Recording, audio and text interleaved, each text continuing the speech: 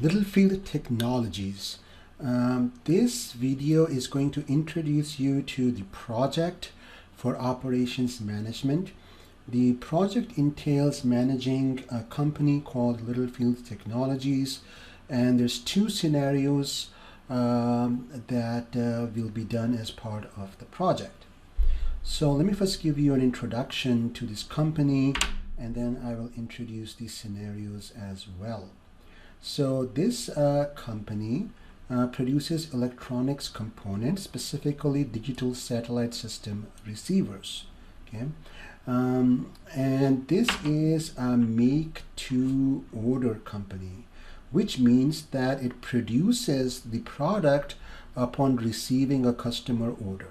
So it's not as opposed to being make-to-stock, where you would just produce and build inventory that will be sold later. Okay, so that's an important distinction to keep in mind. So you're going to be running a make-to-order organization where customer orders arrive. So you can see in this diagram right here, customer orders arrive, and then all the operations happen to fulfill those customer orders. Okay, so this is the assembly part of the operations that you're going to manage. You're going to be assembling the DSS receivers from kits of electronic components, and these kits come from the supplier. So again, if you look at this diagram of our organization, the materials from the supplier are the components.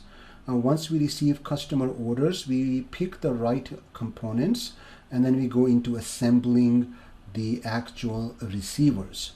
And there are like three there are 4 steps done in 3 workstation.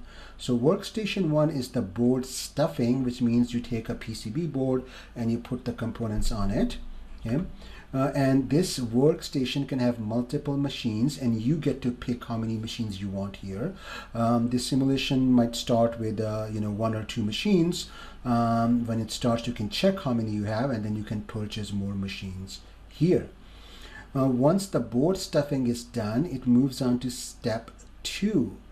Step 2 is the testing station, and once you get the components, the boards from step 1, these are tested and then passed on to step 3 for tuning. After tuning, the boards undergo a final test at the testing station. So step 4 again happens at station 2, and then the completed and tested boards are then sent out to the customer. Okay, so that's the overall setup of Littlefield Technologies. Okay, now you can buy machines for each of these stations, and the write-up tells you this document actually is really important. It's called Overview of Littlefield Technologies, and it's about 5 pages, and I encourage you to read this document in detail, okay, because this overview most of the information applies to whatever scenario you end up doing, and then for each scenario you get a smaller document that gives you scenario specific details. So this is an overview of the whole company, which tends to apply to whatever scenario you get assigned, and then the scenario will have a smaller write-up telling you, for this scenario, this is the a few details that you need to know. Okay, so board stuffing machines cost $90,000, and testers cost $80,000. Tuning machines cost $100,000. So you can buy these machines during the simulation. Okay. Now the way the simulation works is that you get access to a website where you see a similar picture, and a lot of the things in the picture are clickable. You can click those buttons and see more information or make decisions, but you essentially get access to a website which looks like this picture right here, and I will show you the website in this video as well. And then the simulation runs for 1 week of real life time. So the timeline is actually kind of important. So let me explain the timeline on how the timeline works. Okay. So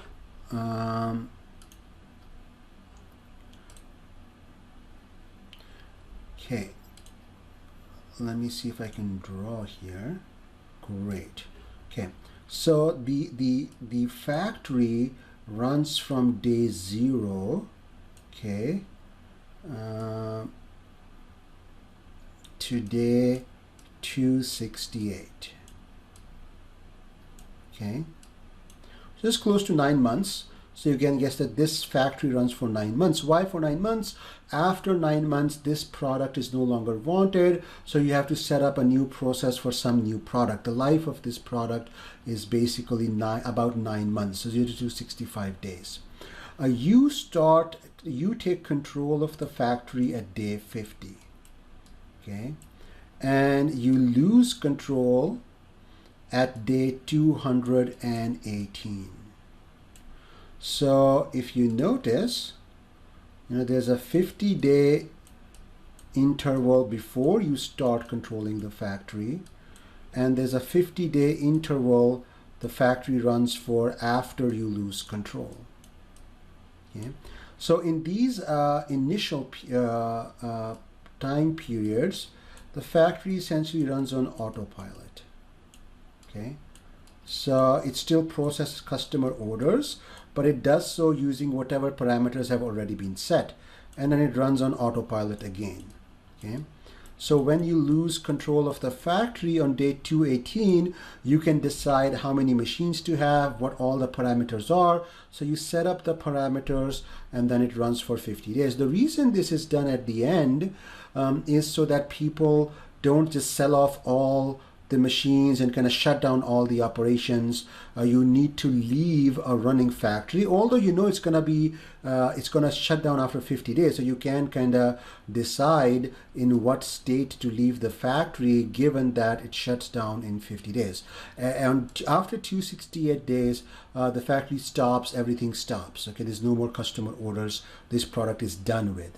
Okay, so between 50 and 218, you get to control the factory for 168 days. So that's the time period over which you can make changes to the factory. Okay, now what's important to note is that you get a lot of data from the first 50 days. There's data there that you can look at. Okay, because if you got control of the factory right here at day 0, you would have no idea what's going to happen because you would have no data to go on. So to help you hit the ground running, you are given access to a running operation where the operation has been running for a while, 50 days, and you have data on those 50 days, what happened. You have very detailed data, and you can use that data to make decisions. Right, and then as you go forward in time, you get more and more data. At any point in time, you can look at the data for all the days in the past, right? And then you make decisions, and then here you can't make decisions after day 218.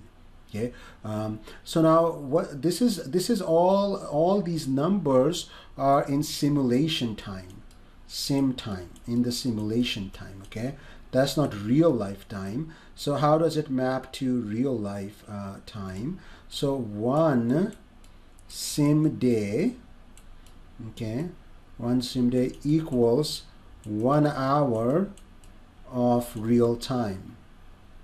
Okay, so what that means is, well, how long do you run this factory for? 168 days of sim time is 168 hours of real time, and if you divide that by 24, because there's 24 hours in a day, that is basically 7 days. Okay, so you run through this simulation over a period of 7 days, and during these 7 days, after every 1 hour, a day has passed and things take over. So whenever a new day happens, the factory receives customer orders, it operates on them and so forth. So every hour you will see the data update in the system, because every hour a day has passed in the simulation. So the data is updating every hour, and you run the factory for 7 days. Hopefully this is clear. If it's not clear, you'll see very quickly when the simulation starts what's going on, because you'll have access to 50 days of data, and then every hour a day would have passed, and after 7 days of real time, you would be on day 218, and then suddenly the factory would close. It'll not let you make any changes, and it'll run to 268, and it'll show you the final results. At any point in time, you'll be able to see where you stand, how much money you have, and all of that. So that's how the timeline kind of works, okay?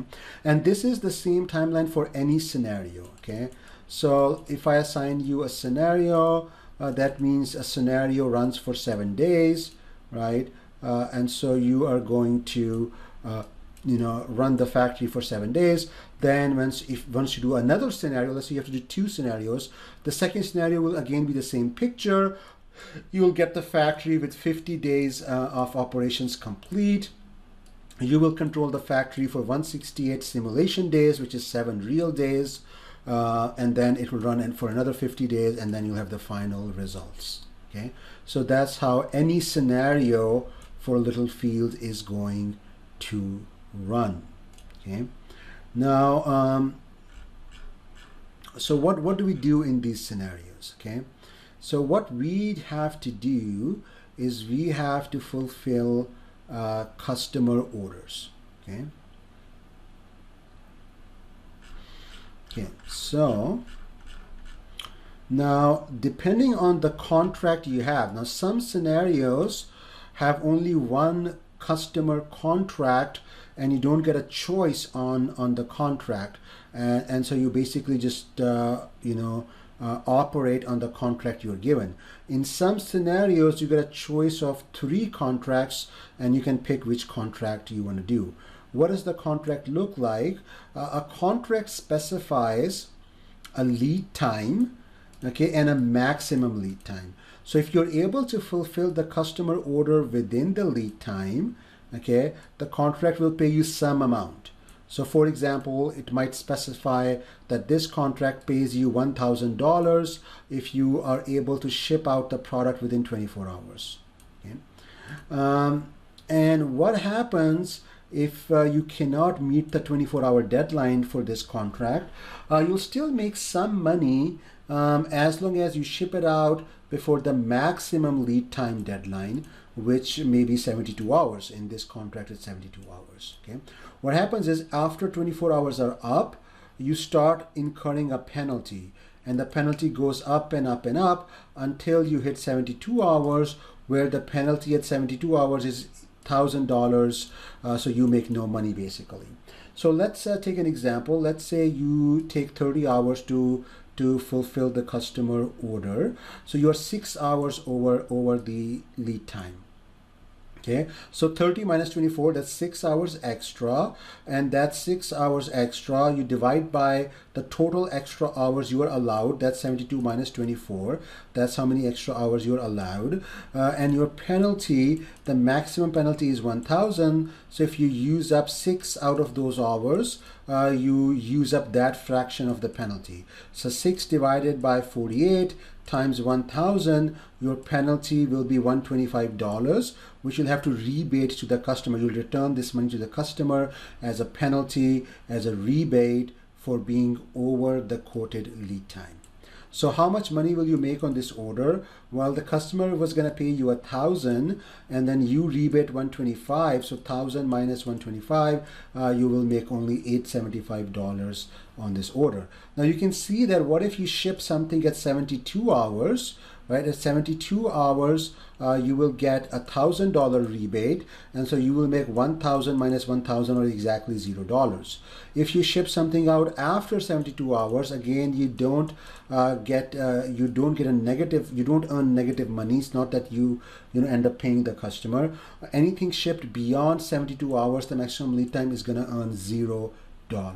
So you really have to control the lead times of the customer orders you are receiving. You have to make sure you ship out product within the quoted lead time. Now this is an example contract.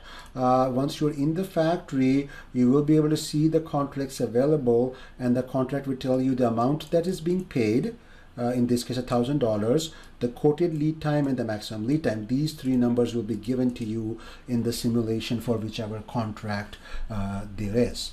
Okay, and in some scenarios there'll be multiple contracts, and you can pick which contract you want to work on. Okay. Okay, now you will start with a cash on hand, and in this simulation, if you just hold cash, you do earn interest rate at about 10% annually. Okay, obviously you're only controlling the factory for a few months of simulation time, so $1 is not going to become $1.1. You're not going to get a 10% return. 10% return is an annual return. If you hold the dollar for 3 months or 6 months, you're going to get less than that. Because it didn't get time to grow the full 10%. But the point here is that simply holding cash is still gonna make you some money. So it means you shouldn't just waste cash, because wasted cash, you may not be earning any money if you just waste it. But if you spend it wisely, you can earn more money. How? By being able to fulfill more customer orders in a timely fashion. Right? That's the main way you make money, by fulfilling customer orders within the quoted lead time. That's how you make money, right? And then you also make money through interest based on the cash balance you have. Okay, so the link will be given on Blackboard. It'll be something like this, but it could be different. Just go to Blackboard and you'll have a link to log in. And let me actually show you what the website looks like. So you'll go to a login page like this, and you'll be provided some login information. Okay, so I'm just putting in a test. I'm on a test server right now. So you will be on the actual server with your actual login information. Okay, and once you log in, here is where you can see your operations. Okay, so it says that you're on day 50. Okay, that's the timeline where you're at. So remember, you get control of the factory at this time on simulation day 50. So this is exactly where the simulation is right now. It's already been running for 50 days, and in an hour from now, it will turn over to day 51, hour of real time. Now, your team name will show up here, and this is how much cash you have on hand. So you have about $1 million and about 49,000 on hand. Okay. If you go to overall standing, it will list all the teams, okay, and where they rank, okay. So there's a test team, there's a do nothing team, there's a user team. In this case, in your case, you'll see like team 1, team 2, team 3, and you'll always see the do nothing team. Well, what is the do nothing team? This is a factory which makes no decisions. So everybody gets the factory in the same state. So for example, this factory here has one machine in station 1. It has another one machine in station 2. It has one machine, see number of machines 1, one machine in station 3. So all teams get this factory in the same state. The do nothing team does nothing to that. It does not buy machines, sell machines, or anything like that. And so if you were to do absolutely nothing, you will make as much money as the do nothing team makes. So obviously, you want to beat the do nothing team. Hopefully your decisions are useful and you can make more money than the do nothing team. Okay. The history will tell you a history of your decisions that you've taken. Right now, you've not taken any decisions, so there is no history. The cash tells you how much cash you have. So your starting cash was $1 million. Okay, you fulfilled some customer orders. This is probably over the 50 days or something the factory's been running. You've earned some interest. Okay, and then you have spent some cash to procure materials to fulfill the customer orders.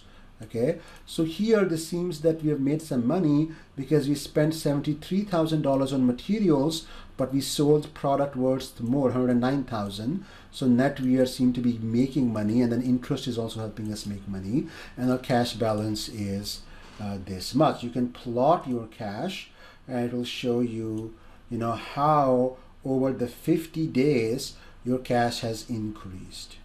Okay, and then there's a slight dip here it was going up, and it went up to this point in thousands. So you went up to 1.1 million, and then you dipped to 1041 or something like that. Okay. Now, whenever you see plots like that, you may feel very limited with the plot. So you can always look at the data and you can copy paste the data out into Excel. Okay. You can do this and do Control C, copy it out, or you can hit download and it'll download either a comma separated file or an Excel file. It will download a file you can open in Excel and look at the data. Okay. So that is a very useful tool to be able to plot and download the data. Okay. Update will refresh the page because this page, whenever you open the page, is showing you that you can update the page, and then you can see that your cash has kind of gone up as time is passing.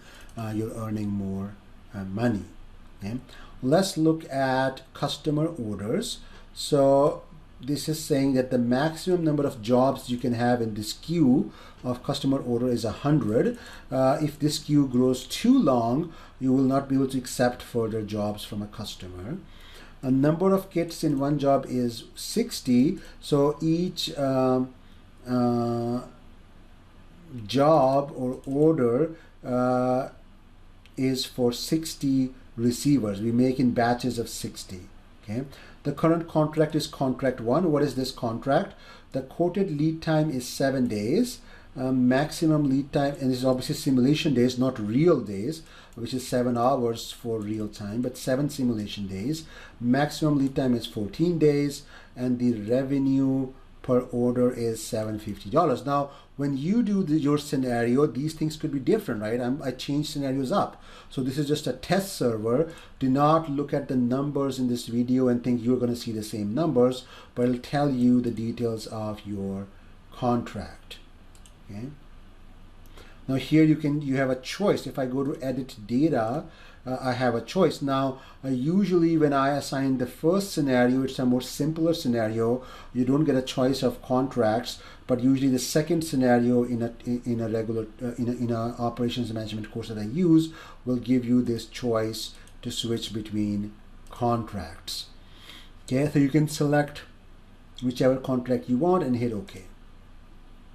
You can look at job arrivals. So you can see how many jobs arrived on each day. Okay, obviously each job is for 60 receivers, so each job is like a batch of 60.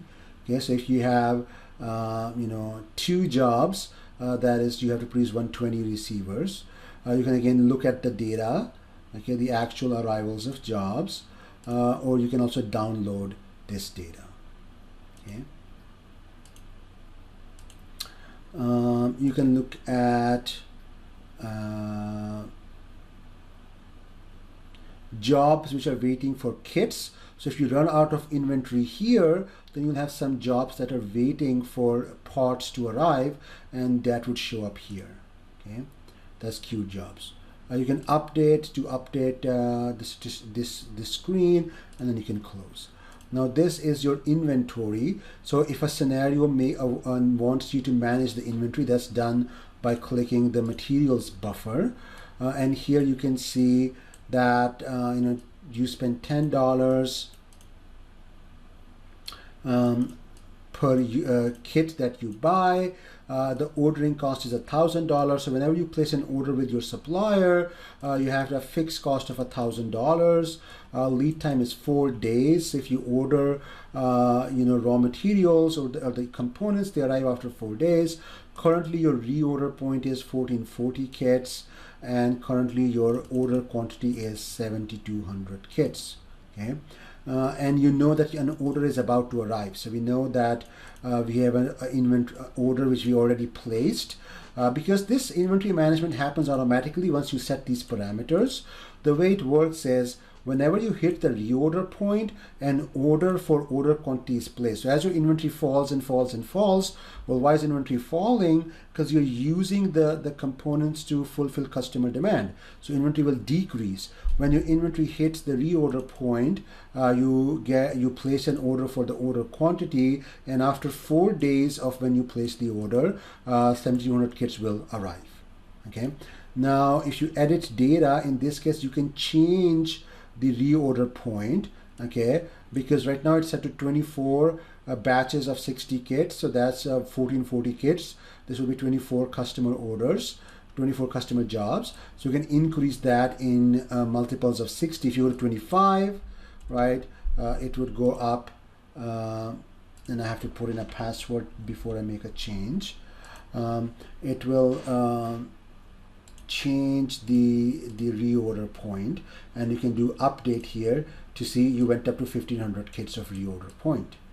Okay, and you can also change the order quantity. Now simple scenarios will have this turned off because the values will be automatically set to the right values, and you wouldn't have to deal with this in a simple scenario, usually scenario 1. But by the time you do the more complex scenario 2, you will have access to edit data, and you will be allowed to change the inventory management parameters. You can plot your inventory. You can see your inventory is falling with time, right? And when you receive the order of 7200 kits, inventory would go up again, and then you would, so whenever you receive an order from the supplier, inventory jumps up, and then inventory falls as you use the inventory to fulfill customer demand. Okay, then once you pick the components for the customer orders, you go to step 1, and here you can see that if any job is waiting for this machine to be idle, because if the machine is working on job 1, job 2 has to wait, and if it's working on job 2, job 3 has to wait, right? So it can only do one job at a time. So sometimes you have multiple jobs waiting, okay, and sometimes you have no jobs waiting. So it's like the queue before station 1, and again you can get the data on this queue, how many jobs are waiting and so forth. Okay,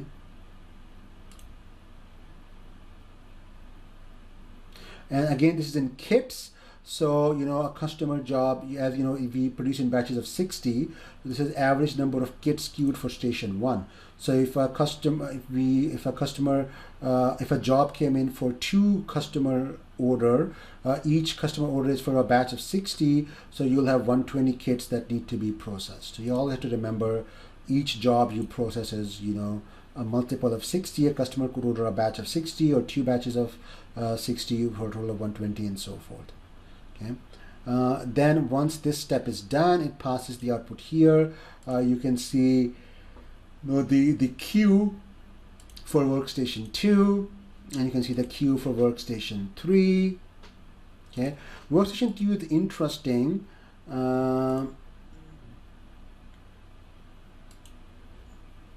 because if you click this workstation, okay, so you have one machine.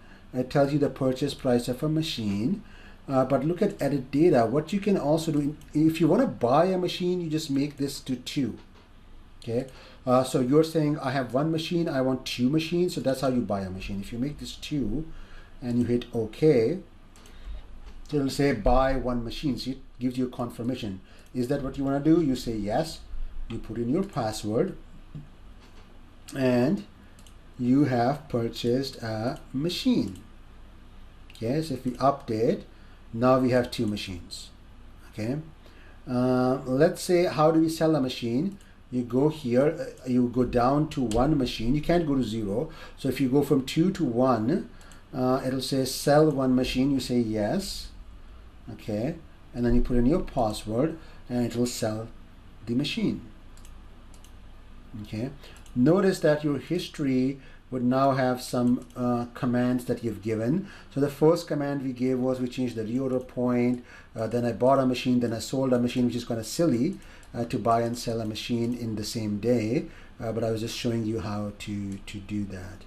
Okay, and you can look at your cash, and you'll see that machine purchases, you lost $80,000 because you bought a machine.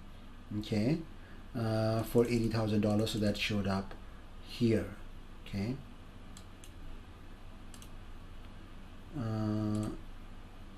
what happened? Let me sell this machine. Okay. Okay. When you sell a machine, if the machine only gets sold when the machine is idle. So right now, both of these two machines must be working.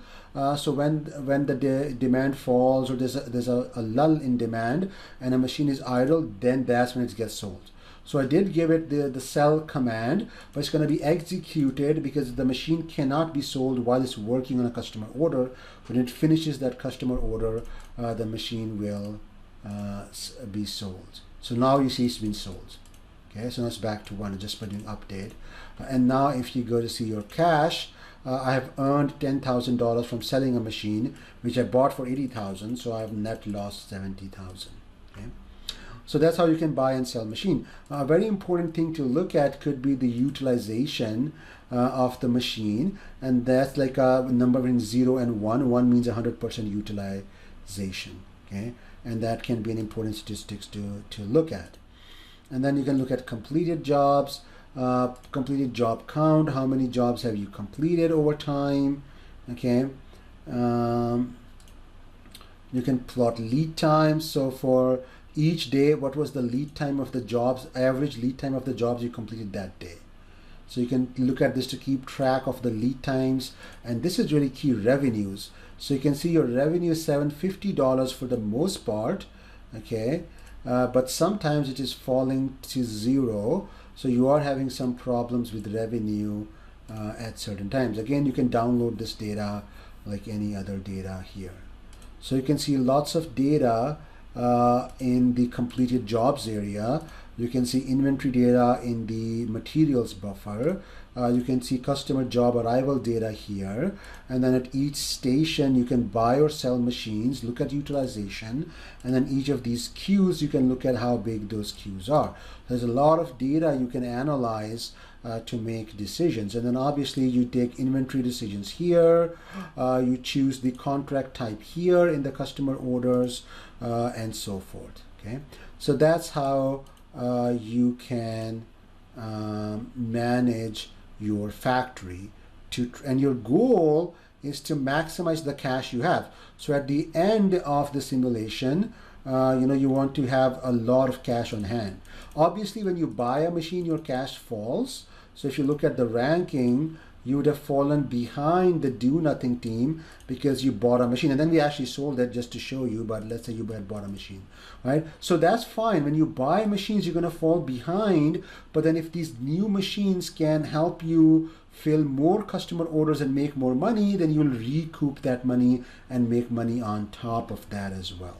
Okay, so what you want to do is you want to read the overview document, and what happens is that before the simulation starts on day 50, you get access to the factory in a paused state.